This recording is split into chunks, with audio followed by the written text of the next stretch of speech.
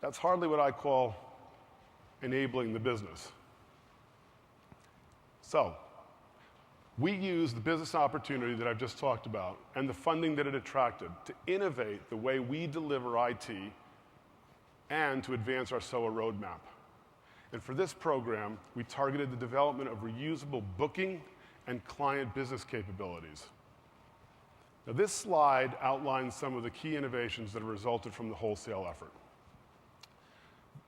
The first innovation required our use of SOA development techniques.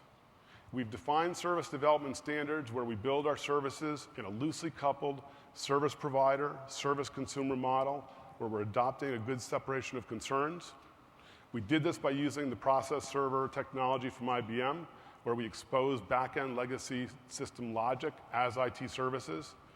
And we then orchestrated all of those services from those back-end legacy systems that were needed to support reusable client and booking business capabilities.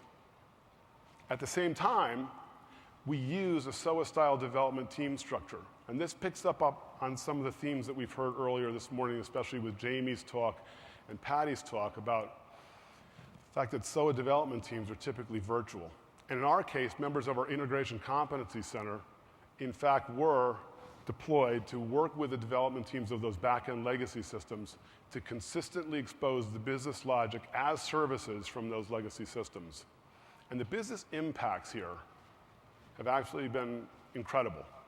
We first delivered our first instance of the core booking capability using these new technologies and new development approaches fully 6 months faster than we'd ever done it before. Even more impressively, we have since achieved a threefold improvement in our development turnaround while using 40% fewer resources for our second and third implementation of that booking and client capability. And lastly, we have successfully reused either the component services that go into the larger business capability or the business capability itself more than 20 times in the last year to support other smaller initiatives. Patty's already highlighted that efficiency in code development isn't all that needs to be done to address the SDLC in order to make our business and our IT operation more agile.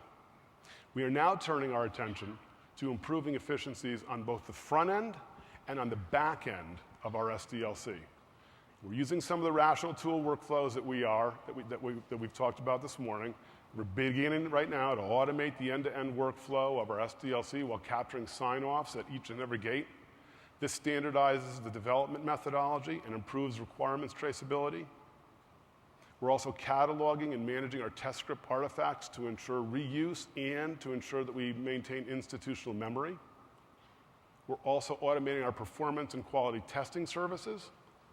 And we are automating the packaging and deployment of our code and standardizing our process documentation. This is all fundamentally shifting the organization and process models we use to deliver software, not to mention the fact that these innovations are delighting our SOX auditors. And I sign off on hundreds and hundreds of SOX processes, and I love to delight the SOX auditors. I don't know if you guys do, but I do. So is SOA dead? Is it worth it? For Chubb, it's worth it. And if you follow the framework, or a framework similar to what I've just described, you too can have a huge impact on your business. Make no mistake, we are at Chubb on the road to success with SOA. SOA-style application delivery can, in fact, have a meaningful impact on IT productivity, but most importantly, what the business really cares about is IT ability to respond with agility to enable the business. And back to my very first point that I want you to walk away with. Integrating SOA is a large innovation project. So from the leadership of your IT organization, right down into every IT practitioner, you have to treat it as such. And finally, enterprise SOA implementations is a part of Chubb's future and vision for a new IT. I'd like to thank you guys for your attention. And with that, I'm going to turn the stage back over to Patty.